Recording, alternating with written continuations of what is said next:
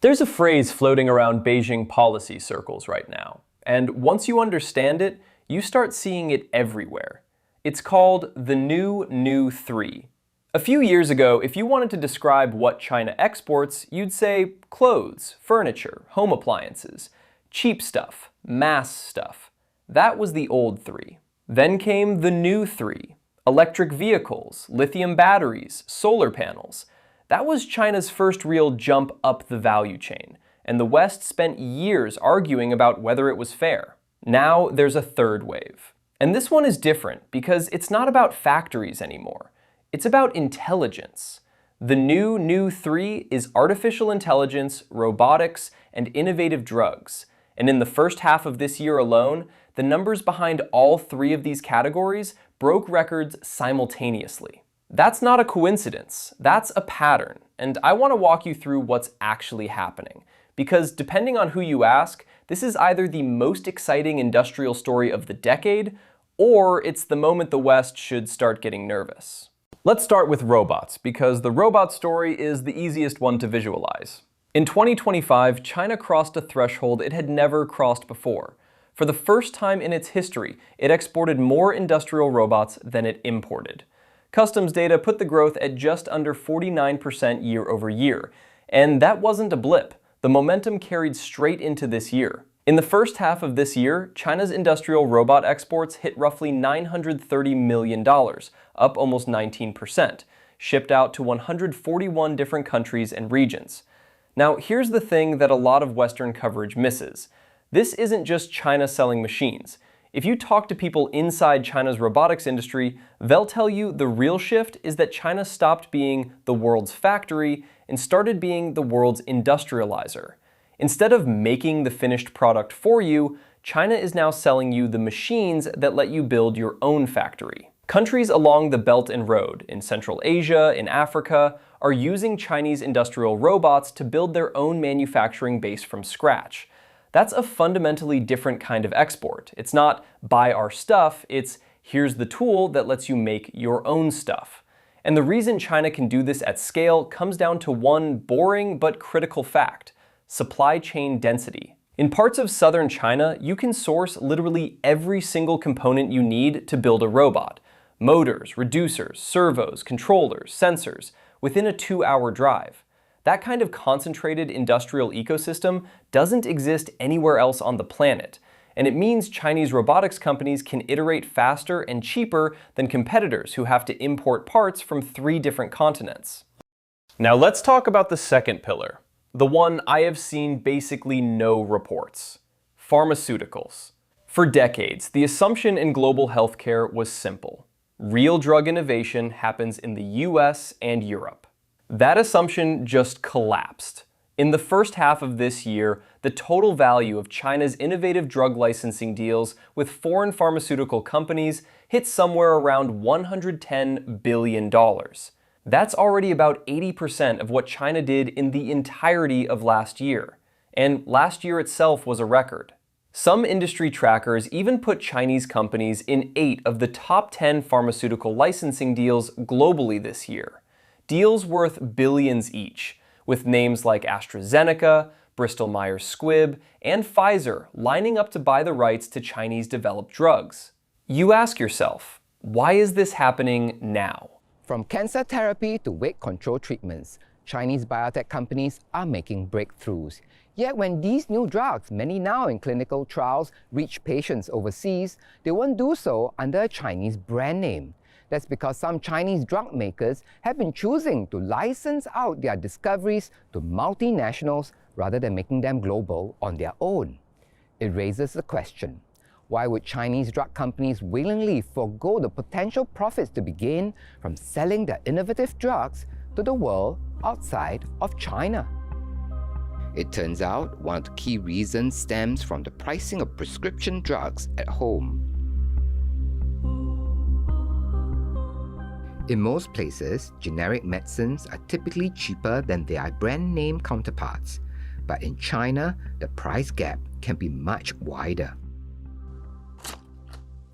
Take this flu medication, for example. If I buy the branded version Tamiflu from the pharmacy, it costs me about 215 yuan or about 31 US dollars. But the generic version from the public hospital costs about 20 yuan or about 3 US dollars, more than 10 times cheaper.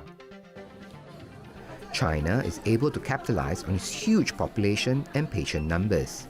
It pulls drug demand from public hospitals nationwide and runs volume-based tenders, offering drug makers guaranteed sales volumes in exchange for much lower prices.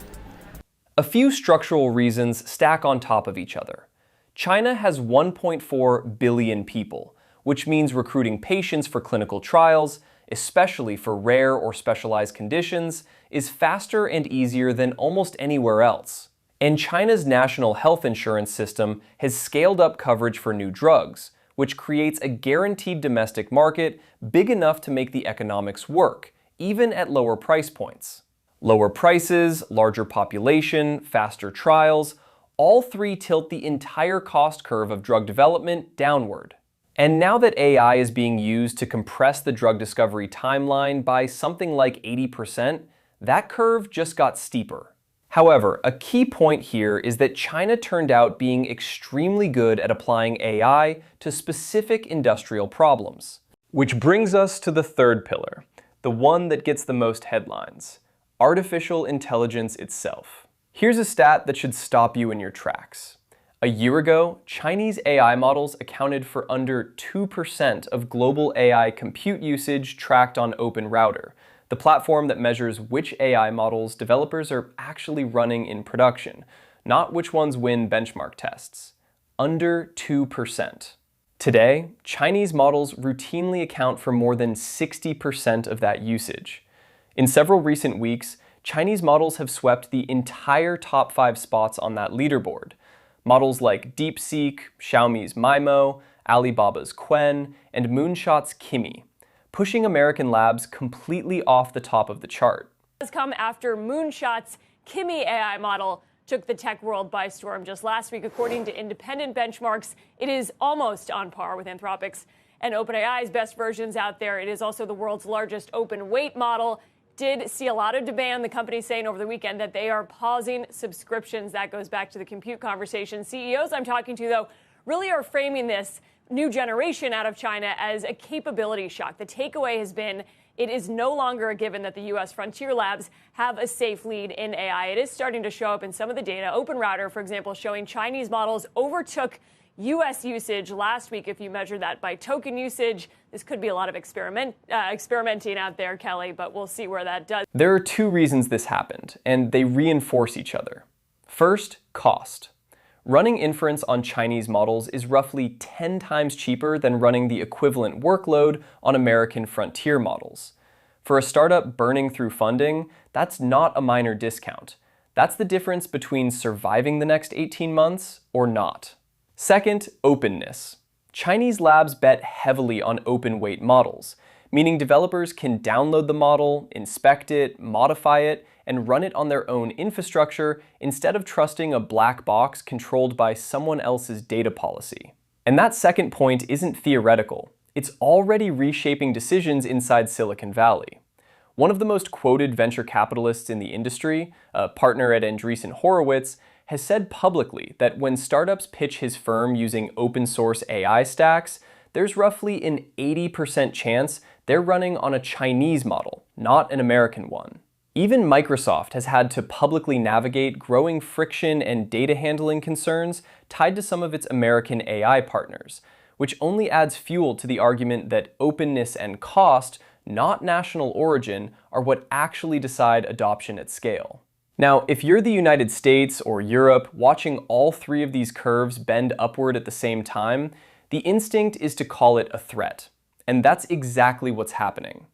The word you'll hear most in Western trade discussions right now is overcapacity.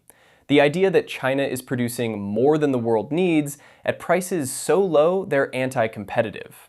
But here's the counter-argument.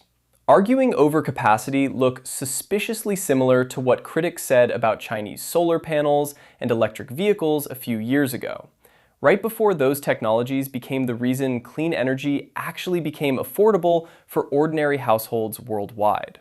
When a country makes something dramatically cheaper without making it worse, that's not a threat to competition.